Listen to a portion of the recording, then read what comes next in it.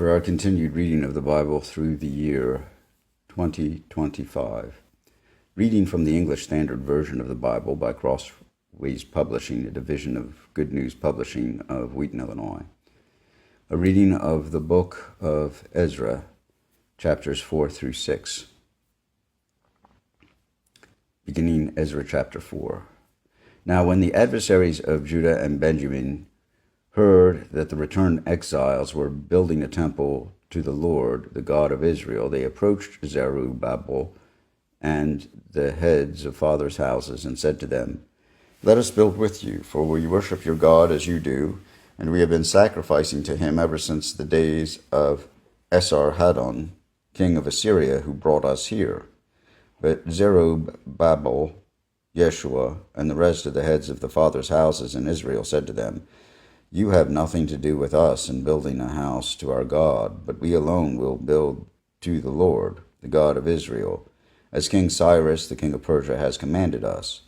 Then the people of the land discouraged the people of Judah and made them afraid to build, and they bribed counselors against them to frustrate their purpose all the days of Cyrus, king of Persia, even until the reign of Darius, king of Persia. And in the reign of Ahasuerus, in the beginning of his reign, they wrote an accusation against the inhabitants of Judah and Jerusalem. In the days of Artaxerxes, Bishlam and Mithredath and Tabeel, and the rest of their associates who wrote to Artaxerxes, king of Persia, the letter was written in Aramaic and translated. Rehum the commander and Shimshai the scribe wrote a letter against Jerusalem to Artaxerxes the king as follows: Rehum the commander and Shimshai the scribe, and the rest of their associates, the judges, the governors, the officials, the Persians, the men of Erech, the Babylonians, and the men of Susa, that is, the Elamites, and the rest of the nations, whom the great and noble Osnappar deported and settled in the cities of Samaria, and in the rest of the province beyond the river. This is a copy of the letter that they sent to Artaxerxes the king. Your servants, the men of the province beyond the river, send greeting, and now be it known to the king that the Jews who came up from you to us have gone to Jerusalem. They are rebuilding that rebellious and wicked city. They are finishing the walls and repairing the foundations. Now be it known to the king that if this city is rebuilt and the walls finished, they will not pay tribute, custom, or toll, and the royal revenue will be impaired. Now because we eat the salt of the palace, and it is not fitting for us to witness the king's dishonor, therefore we send and inform the king, in order that search may be made in the book of the records of your fathers. You will find in the book of the records and learn that this city is a rebellious city, hurtful to kings and provinces, and that sedition was stirred up in it from of old. That is why the city was laid waste. We make known to the king that if the city is rebuilt and its walls finished, you will then have no possession in the province beyond the river. The king sent an answer to Rehum the commander and Shimshai the scribe, and the rest of their associates who live in Samaria and the rest of the province beyond the river, greeting, and now the letter that you sent to us has been plainly read before me, and I make a decree, and search has been made, and it has been found that this city from of old has risen against kings, and that rebellion and sedition have been made in it, and mighty kings have been over Jerusalem, who ruled over the whole province beyond the river, to whom tribute, custom, and toll were paid. Therefore make a decree that these men be made to cease, and that the city be not rebuilt until a decree is made by me, and take care not to be slack in this matter. Why should damage grow to the hurt of the king? Then, when the copy of King Artaxerxes' letter was read before Rehum and Shimshai the scribe and their associates, they went in haste to the Jews at Jerusalem, and by force and power made them cease. Then the work of the house of God that is in Jerusalem stopped, and it ceased until the 2nd year of the reign of Darius, king of Persia. Now the prophets Haggai and Zechariah the son of Iddo prophesied to the Jews who were in Judah and Jerusalem, in the name of the God of Israel, who was over them. Then Zerubbabel, the son of Shealtiel, and Yeshua, the son of Jehozadak, arose and began to rebuild the house of God that is in Jerusalem, and the prophets of God were with them, supporting them. At the same time, Tattenai, the governor of the province beyond the river, and Shethar-bozenai and their associates came to them and spoke to them thus, Who gave you a decree to build this house and finish this structure? They also asked them this, What are the names of the men who are building this building?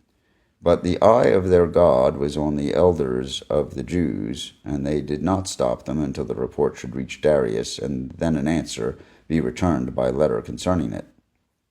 This is a copy of the letter that Tattenai, the governor of the province beyond the river, and Shethar-bozenai and his associates, the governors who were in the province beyond the river, sent to Darius the king.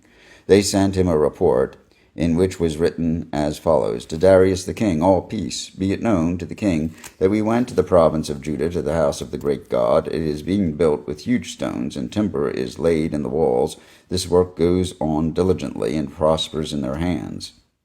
Then we asked those elders and spoke to them thus, Who gave you a decree to build this house and to finish this structure?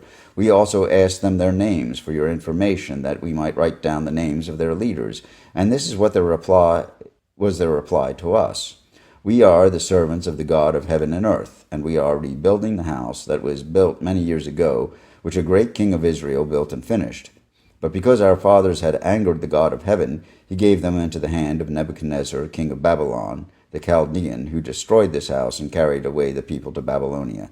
However, in the first year of Cyrus, king of Babylon, Cyrus the king made a decree that this house of God should be rebuilt, and the gold and silver vessels of the house of God, which Nebuchadnezzar had taken out of the temple that was in Jerusalem, and brought into the temple of Babylon, these Cyrus the king took out of the temple of Babylon, and they were delivered to one whose name was Sheshbazzar, who he made governor. And he said to him, Take these vessels, go and build and put them in the temple that is in Jerusalem, and let the house of God be rebuilt on its site. Then this Sheshbazzar came and laid the foundations of the house of God that is in Jerusalem, and from that time until now it has been in building, and it is not yet finished. Therefore, if it seems good to the king, let search be made in the royal archives there in Babylon to see whether the decree was issued by Cyrus the king for the rebuilding of this house of God in Jerusalem, and let the king send us his pleasure in this manner. Then Darius the king made a decree, and search was made in Babylon, in the house of the archives, where the documents were stored, and in Ecbatana, the citadel that is in the province of Media. A scroll was found on which this was written, a record. In the first year of Cyrus the king issued a decree concerning the house of God at Jerusalem. Let the house be rebuilt, the place where sacrifices were offered, and let its foundations be retained. Its height shall be 60 cubits, and its breadth 60 cubits. With 3 layers of great stones and 1 layer of timber, let the cost be paid from the royal treasury. And also let the gold and silver vessels of the house of God, which Nebuchadnezzar took out of the temple that is in Jerusalem and brought to Babylon, be restored and brought back to the temple that is in Jerusalem. Each to its place you shall put them in the house of God.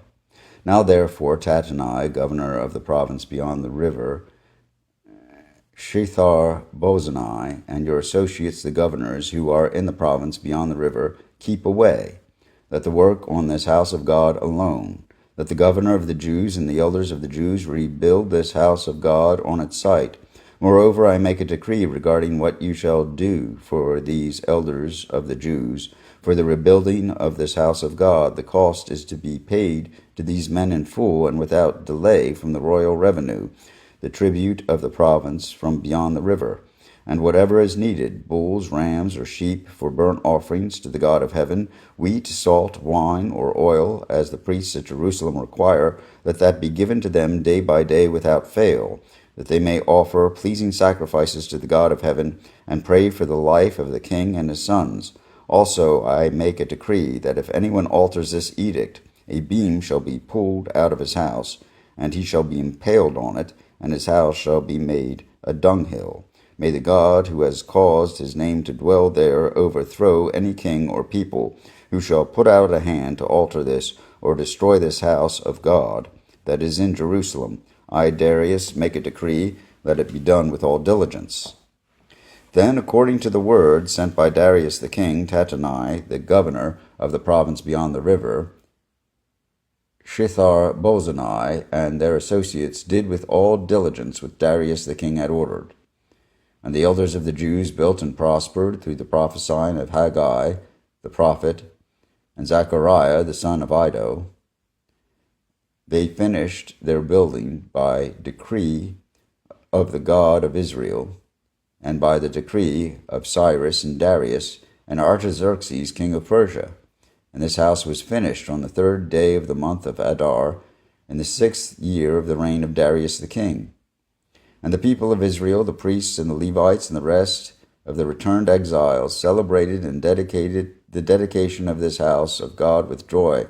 They offered at the dedication of this house of God 100 bulls, 200 rams, 400 lambs, and as a sin offering for all Israel, 12 male goats according to the number of the tribes of Israel.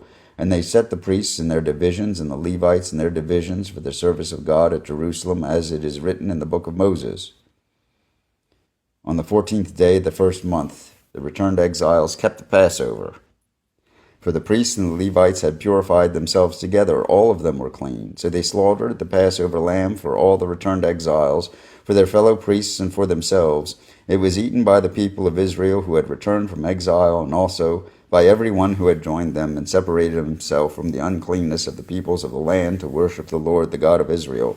And they kept the feast of unleavened bread 7 days with joy, for the Lord had made them joyful, and had turned the heart of the king of Assyria to them, so that he aided them in the work of the house of God, the God of Israel.